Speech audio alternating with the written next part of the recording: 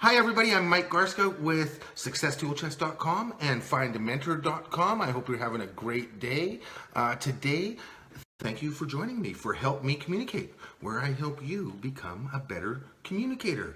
Today we're going to talk about effective two-way communication and information flow in your business. If you're a business owner or manager, following these 4 steps will assure that communication flow is effective and accurate in your company. Does your business provide for a good two-way communication system? When I ask that question, most people say it's somewhat okay, but most people complain about the information and communication flow systems and structures at work. When I do employee satisfaction surveys or business inquiries to find out where the issues in businesses are, 95% of the time, the number one issue and complaint of employees is effective and accurate information and communication flow. So today I'm going to give you four things that you can do to assure that over the period of time, your business and your company has good and effective, accurate communication and information flow. Why is it so important? Today's world changes very quickly. People change daily. Different things happen. Different scenarios come up. In our rapidly changing world, it's so critical to have effective and accurate and timely communication and information flow so we can adjust to market pressures and demands and to employee pressures and demands. And without our employees having good, effective communication and information flow, then our business doesn't succeed to the level that it can. So what can you do to improve that? 4 things. The first and number one thing that is critical for every business is that we take into account the masterminding system that Napoleon Hill talked about. And Napoleon Hill was one of the most inspirational speakers in the 1900s. He wrote 4 books. And in every book that he wrote a chapter on masterminding. After interviewing hundreds of the world's most powerful and influential people on the planet in the 1900s, Napoleon Hill wrote about success principles. What was it that set these people apart?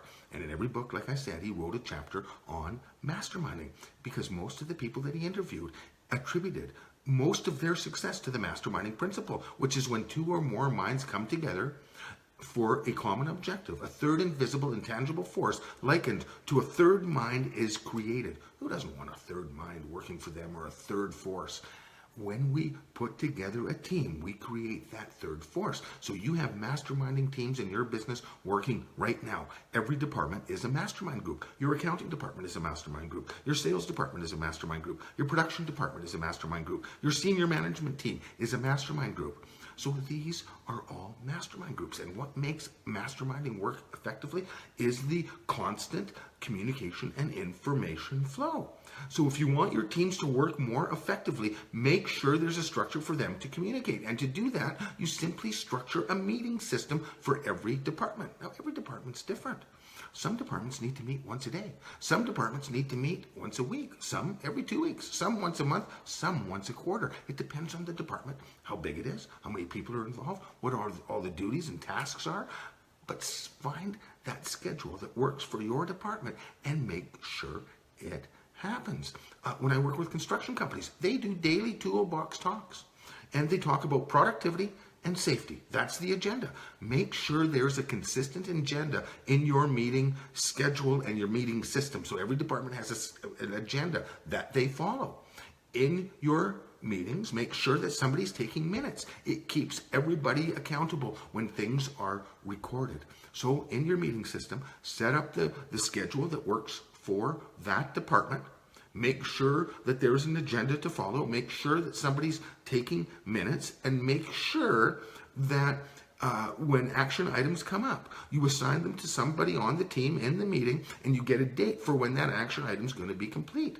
And then you put that in the minutes, and you review the minutes every week. And when you do that, you keep everybody accountable to what we've agreed to. And when we keep people accountable, things happen more rapidly and effectively. That doesn't mean that the dates don't get renegotiated on some of the action items, but it means that people are kept accountable and kept reporting. And when we're accountable, we make it happen. So take minutes, follow the agenda, And do your meetings consistently. Sometimes they're going to be a 5-minute meeting. Sometimes they're going to be a 2-hour meeting. Whatever it is, it doesn't matter. Follow that agenda, go through it quickly if it's a short meeting, and then get on to the daily activities. One of the groups that most powerful mastermind groups that I was on was in my early 20s. It was a young team of industrial sales people. We worked for an industrial rental company. All the salespeople were under 30 years old. There was 4 of us on the team, and there was a manager. At the end of every day, we met as a group, and we masterminded the sales process. So I would go through all of my sales calls for the day, what the customer said, what I said, what equipment they wanted, how to deal with this personality, how to deal with that personality, what they were like. And we masterminded that with the team. Oh, I ran into a guy just like that. Here's what I said. Oh, that's a good idea when we did that. And every person went through their entire, the agenda was to go through your sales calls every day, talk about what happened. As we did that, we got ideas on how to deal with different situations, whether that was equipment related or people related or internal department related. But we masterminded. And our sales in one of the toughest economies that Alberta ever had, which was right after the NEP came out in the 1980s, and sales dropped 60% for many companies, we increased our sales 30% year over year using that masterminding principle, the sales team meeting on a daily basis and keeping each other accountable to our growth. When we mastermind, our learning curves, instead of going like this, they go like this because we learn what works, what doesn't work from everybody's experiences. So do your consistent meetings. Step 2 is to have a consistent 2-way review system. When I'm in Alberta here, we have 3 months before we decide whether we're going to keep an employee. So we can let anybody go without cause in Alberta within 3 months. If somebody passes that 3-month probation period, give them a review. Tell them what they're doing right. Tell them what they're doing wrong. Follow this system that I'm going to give you right now. It's a great review system, and it allows for 2-way communication. The first part of a review system that I put in place for companies that I consult to is we have the first 4 or 5 questions, feedback on the company. So we're asking the employees what they think about the company and at this 3-month period. And we also do reviews at 1 year, and we do them at some cases every year for employees. In some cases after the first year, we do it every 3 years. In some cases, we do it every 5 years. It really depends on your organization, what the duties are. But once an employee's been with the company for 5 years, typically every 3 to 5 years is enough for a performance review. They're typically hitting on all cylinders by that time, and they're an expert at their job.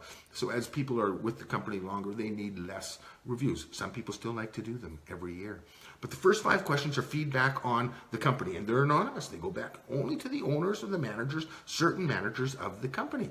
And you ask them, if you're a construction company, how's our safety program? What's our training system like? If you're a sales company, how's our sales process working? You ask them how their leader is.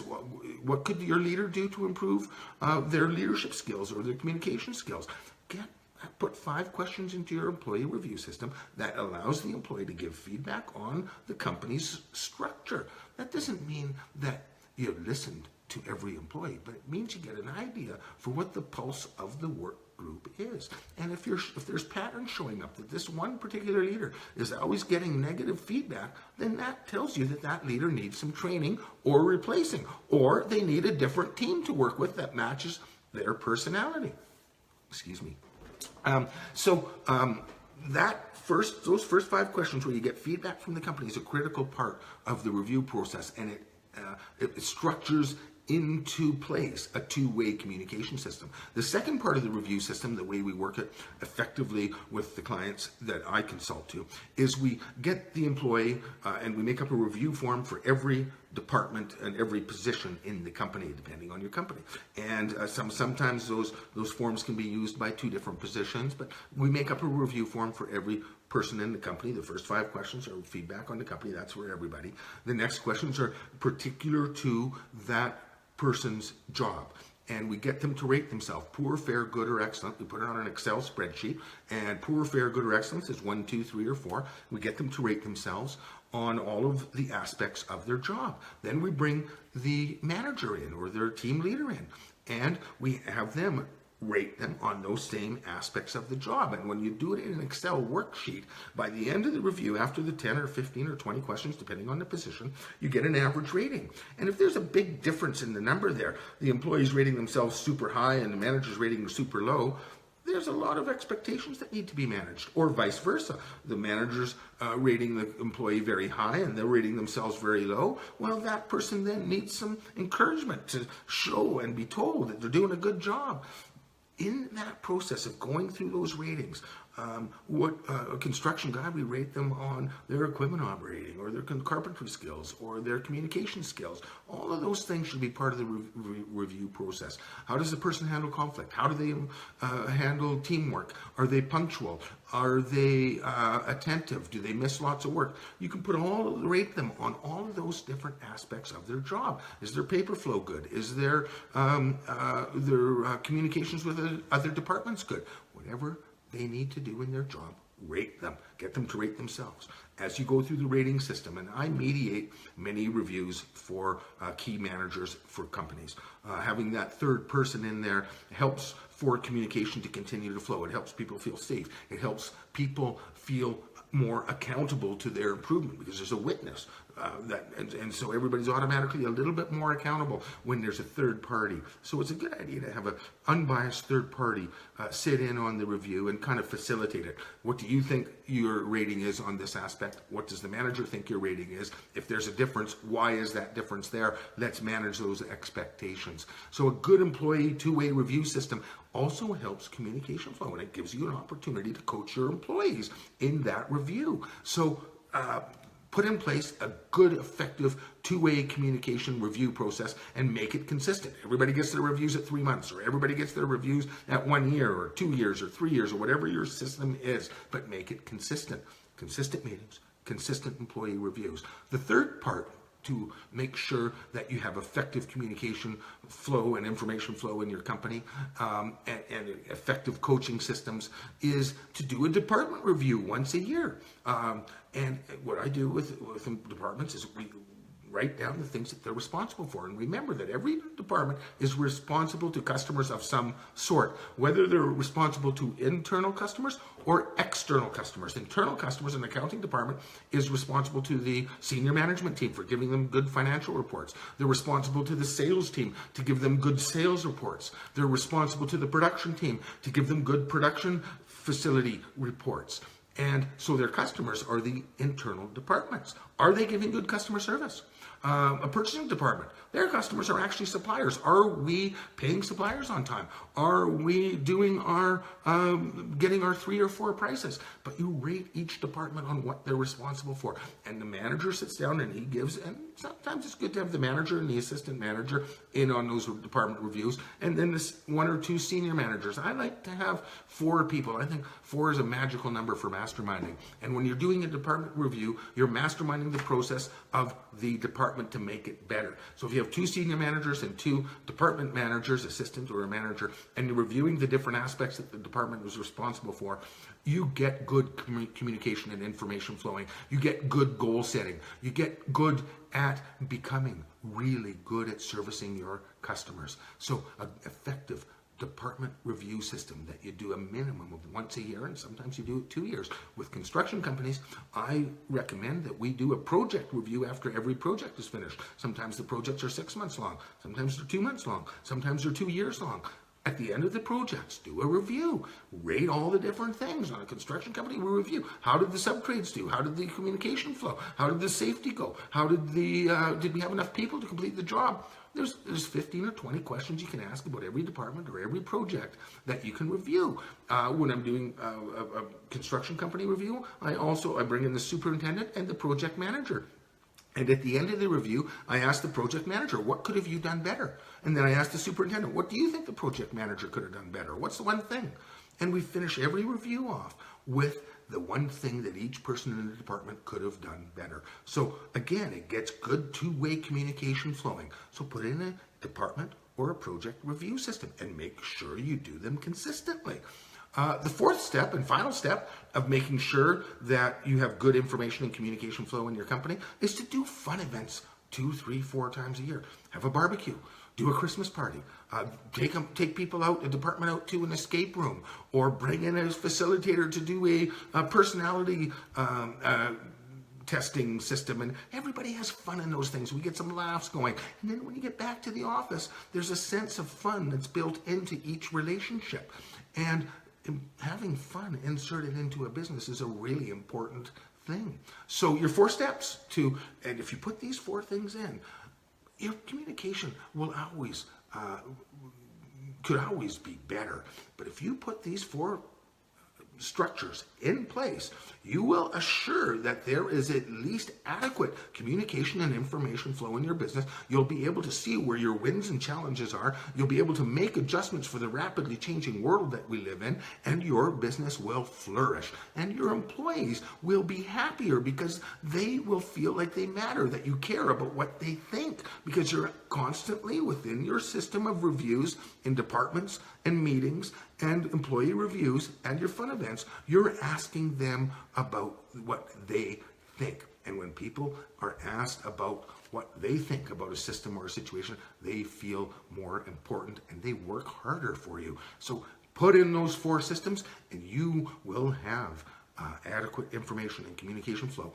And what I find is most companies have 1 or 2 of those elements in their structure for facilitating good communication flow, but very few do all 4. If you do all 4, you will be one of the top competitors in your industry. So put the system in, get your information and communication flowing, and you will see your business thrive. Now, let's say you're not a manager. A lot of people watching this might not be a manager. So here's some things you can do to make sure that at least in your life, in your work life, you have decent communication flow. When I was a salesman at the industrial rental company, now I was very young. I was only 24 at the time, and I naturally had good communication skills from a very young age. I was able to engage people from every walk of life and talk with them. So I naturally had some of these good communication skills. Once I took the courses, they became even better. But before I took those courses, what I did to make sure that I had good effective relationships with all of my coworkers was I spent time with them. As a salesperson in industrial sales, I'd go down to the mechanics and I'd ask them about themselves. I would talk about their job. I would show interest in that other person. And mechanics when I had a quick issue or an emergency situation with a customer, because they had a relationship with me, they put my customer ahead of maybe another salesperson's customer. Same thing with the order desk people or with the purchasing people. If I had relationships with them and I needed something done for one of my customers, because I had a relationship with the person in the other department, they responded to me in many cases quicker than they would to some of my co-salespeople. So develop relationships with all people in the business. Show them that they matter. Now, let's say there's a person that's hardly talkative. It's still important for you to have a strong relationship with that coworker. So if they're not talkative, be a word detective. Listen for words where their voice tone goes up a little bit, and then ask them about that word or what they're referring to in that word and get them talking a little bit more. The quiet people, you have to be that word detective, and you have to ask specific questions that get them interested in something they're interested in, and that develops the relationship. The other type of person that you got to watch for as coworkers is the talkers, the guys that just rattle on and on and on and on. So you want to let them rattle. You got to be patient. Same thing with the quiet person. You have to be patient. You have to ask quite a few questions at first. With the talker, you just have to ask one question and no rattle for 10 minutes. But then you have to wait for those little pauses and interject and keep that person back on track. Get them talking about something that matters to you as well, so that it allows for that two-way conversation. So be patient, let the first person rattle on, and then interject with a comment or a question to bring them back on track. And that will continue to let them to talk, but get them to talk about what's interesting to you or what the deal is at hand for the work that you're working on right now.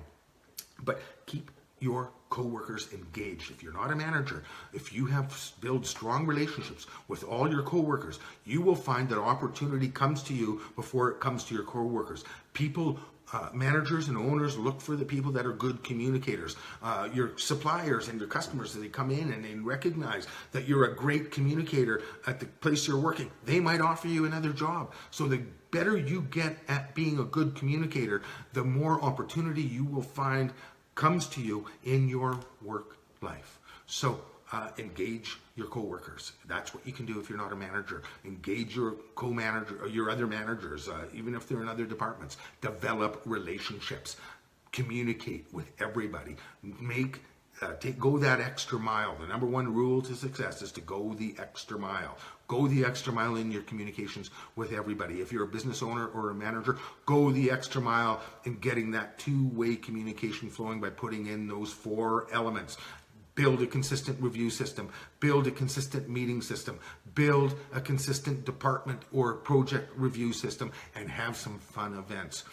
That's all you need to do. And if you put all that in and improve the communication flow, you in your career will flourish, your company will flourish. Just do it. That's all you got to do. Thank you for watching. Don't forget to like our page. If you need some help on how to understand how people communicate so that you can adjust your communication style a little bit, download the free HIP Effective Awareness Communications tool at Success Tool Chest, and it'll explain what the communication process is, how everybody communicates, and when you understand that, you become a better communicator. So download the HIP. It's a free video that you can watch or a free PDF that you can download. You can get it at successtoolchest.com, HIP Effective Awareness Communications Tool. And if you want to become a great communicator, take our Contact Communications and Masterminding course. It's only $89. You can get it at successtoolchest.com, cheaper than the price of a good concert ticket or a good fight event. Only $89 to become a great communicator. It's a great deal. If you sign up for that program, you get access to me. I'm going to help you facilitate difficult conversations as they come out throughout the year. So sign up for that program. Don't forget to like our pages. Go out and make it an awesome day. Thanks for watching Help Me Communicate, and we'll see you next week. Bye for now.